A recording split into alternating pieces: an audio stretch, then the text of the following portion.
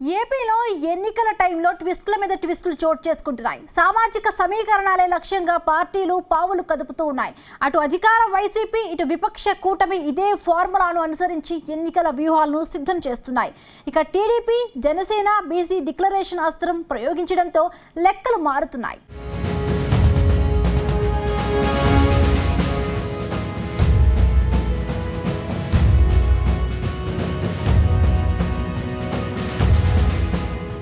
ఆంధ్రప్రదేశ్లో ఎన్నికల రాజకీయం వేడెక్కుతోంది. అధికార విపక్ష పార్టీలు ఎత్తులు పై ఎత్తులతో వ్యూహాలు సిద్ధం చేసుకుంటున్నాయి. గతంలో ఎప్పుడూ లేనంతగా ఈసారి సామాజిక సమీకరణాలే లక్ష్యంగా పార్టీలు నిర్ణయాలు తీసుకుంటున్నాయి. ఇందులో భాగంగానే సీఎం జగన్ సామాజిక సమీకరణాలకు ప్రాధాన్యత ఇస్తూ సీట్లు ఖరారు చేస్తున్నారు. అటు విపక్ష టీడీపీ, జనసేన కూటమి సైతం జగన్ వ్యూహాలకు ప్రతివ్యూహాలు రచిస్తోంది. ఇదే క్రమంలో బీసీ డిక్లరేషన్ అస్త్రం ప్రయోగించింది.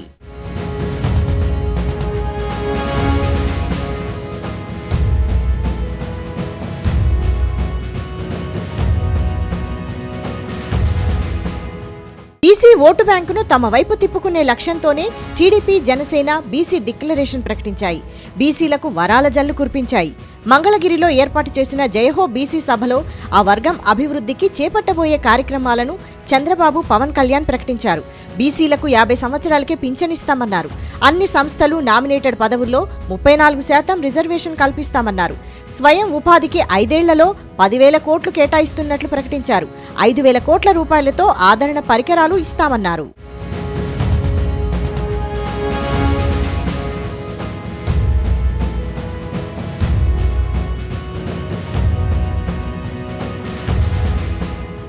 టీడీపీ, జనసేన డిక్లరేషన్ అధికార వైసీపీ నేతల్లో గుబులు పుట్టిస్తోంది. దాంతో వైసీపీ మంత్రులు, సీనియర్లు విపక్ష కూటమిని టార్గెట్ చేస్తున్నారు. డిక్లరేషన్ పేరుతో చంద్రబాబు, పవన్ బీసీలను మరోసారి మోసం చేసేందుకు ప్రయత్నించారని మండిపడుతున్నారు. బీసీ డిక్లరేషన్ ప్రకటించే అర్హత టీడీపీ, జనసేన పార్టీలకు లేదన్నారు మంత్రి చెల్లుబోయిన వేణు. బీసీలను మోసం చేయడాన్ని చంద్రబాబు అలవాటుగా పెట్టుకున్నారని విమర్శించారు. సీఎం జగన్ ఏపీలో విజయవంతంగా కులగణన కార్యక్రమాన్ని పూర్తి చేశారని, త్వరలోనే ప్రకటన చేస్తారని తెలిపారు. టీడీపీ, జనసేన కూటమి ప్రకటించిన బీసీ డిక్లరేషన్ మరో మోసమని కామెంట్ చేశారు. రాజ్యసభలో 4 ఎంపీ స్థానాలు బీసీలకు కేటాయించిన ఘనత వైసీపీకే దక్కిందని గుర్తు చేశారు. అన్నప్పుడు ఫస్ట్ ఆ చట్టం ఎవరి మీద ప్రయోగించాలా? ఆ చట్టం ఎవరి మీద ప్రయోగించాలా? కాదప్పా, నేను అడుగుతున్నాను. డిక్లరేషన్లో ప్రత్యేక చట్టం ఇవాళ బీసీలు తలెత్తుకు తిరుగుతున్నారు అంటే ఓ దొంగ లెక్క చెప్పేయడం. వేల మంది చనిపోయారట అంటే ఈ చట్టాలు లేవా? అమలు జరగట్లేదా? అంటే ఈ స్టేట్ ఇమేజ్ని ఎలా పాడు చేయాలని ఒక ప్రయత్నం చేస్తున్నాడు. బీసీలు మోసపోవడానికి సిద్ధంగా లేరు. అందుకే నాలాంటి వాళ్ళు వచ్చారు బీసీల వాణిని వినిపించడానికి, బీసీల అవసరాలు గుర్తించడానికి, బీసీల అవసరాలను గుర్తించి బీసీలు మరొకసారి తెలియజేయడానికి. తాను చేసినటువంటి అబద్ధం, చనిపోయారంటాం, బీసీలను అనగదొక్కారంటాం. మా అచ్చెన్నాయుడు గారు పాపం మావిడే, కానీ తప్పులు చేయించింది ఎవరో? చంద్రబాబు. దానికి శిక్షార్హుడయ్యాడు. నన్ను కొట్టారని ఆయన బాధపడటం ఏంటి? నీ చేత అబద్ధం ఆడించిందో, లేకపోతే నువ్వు ఆ ప్రజాధనానికి పరిచి అతనికి అందజేసిందో నువ్వైతే నువ్వు శిక్ష పడుతున్నావు. దాని గురించి మాట్లాడతారు. ఇది కరెక్ట్ కాదు.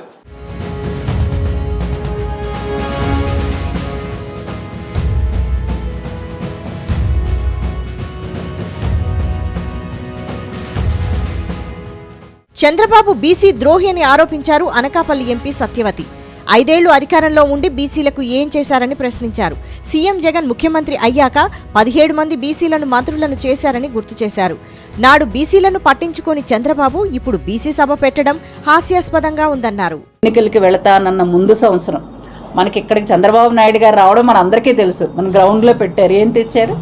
ఒక కుట్టు మిషన్లు, లేకపోతే ఒక వాషింగ్ మిషను, ఒక ఇస్త్రీ పెట్టి. అదా బీసీ వర్గాలకు ఇచ్చే గౌరవం అదా అని చెప్తున్నాను. ఎందుకంటే బీసీలు అంటే ఒక రజకుడుగానే ఉండిపోవాలి, ఒక బార్బర్లాగే ఉండిపోవాలి. ఇవాళ అది కాదు, ఒక ఆర్థిక సహాయం ఇచ్చి వారికి ఏ రంగంలో వాళ్ళకి ఇష్టం ఉంటే కూడా ఆ రంగంలో వాళ్ళకి ఉపాధి కల్పించడానికి వాళ్ళ ప్రభుత్వం అవకాశం ఇస్తుంది, దానికి ఆర్థిక సాయం ఇస్తుంది, అంతేగాని డబ్బులు ఇవ్వటం కాదు. దాని వెనక ఈ ఉద్దేశం కూడా మీకు తెలియనిది కాదు. కాకపోతే ప్రజల్ని పక్కదోవ పట్టించడం కోసం ఇవాళ బీసీలకి ఏదో ఒక 4,000 ఇచ్చేస్తాము, లేకపోతే 50 సంవత్సరాలకి పెన్షన్ ఇచ్చేస్తాము. మరి గత ప్రభుత్వంలో ఎందుకు చేయలేదు? ఇవాళ జగనన్న ఇచ్చిన మాట ప్రకారం ఇవాళ 3,000 రూపాయలు పెన్షన్ ఇస్తున్నారు. మరి చాలా ప్రభుత్వ ధనం ఇచ్చేస్తున్నారు, లేకపోతే చాలా ఖర్చు చేస్తున్నారు. మరి మీరు ఎలా ఇస్తారు 4,000 రూపాయలు? మీరు ఎలా ఇస్తారు? మీకు ఆర్థికంగా మీకు ఎక్కడి నుంచి డబ్బులు పైనుంచి చెట్లకు కాసి మీకు మీ ప్రభుత్వానికి వస్తాయి? అసలు ముందు మీ ప్రభుత్వం వస్తుందనేదే కల, అది అసలు జరిగే పని కాదు. 4,000 ఇస్తాడు అనడానికి ఇవాళ జగనన్న ఇచ్చిన మాట నిలబెట్టుకుంటున్నాడని అందరూ కూడా ఆయన రుజువు చేసుకున్నారు. ప్రజలు ఒక నమ్మకాన్ని కలిగి ఉన్నారు. ఈయన మాట ఇస్తే మాట ఇచ్చి మడమ తిప్పని నాయకుడు. ఎన్ని కరోనా లాంటి కష్టకాలం వచ్చినా ఇచ్చిన మాట ప్రకారం మరి ఎటువంటి అవినీతికి, వివక్షకి పార్టీలు చూడలేదు, మతం చూడలేదు, కులం చూడలేదు.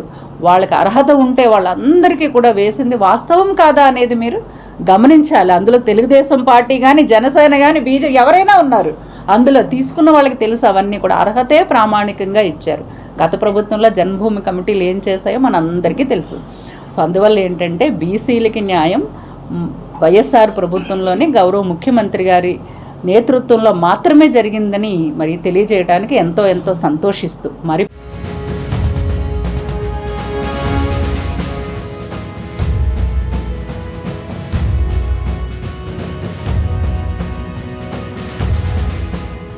రెండు 2014 ఎన్నికల సందర్భంగా బీసీలకు టీడీపీ ఇచ్చిన హామీలు నెరవేర్చలేదంటూ వైసీపీ నేతలు మండిపడుతున్నారు. అప్పుడు 143 వాగ్దానాలు ఇచ్చి ఒక్కటి కూడా అమలు చేయని చంద్రబాబు ఇప్పుడు 50 ఏళ్లకే పెన్షన్ అన్న ఎవరూ నమ్మరంటున్నారు.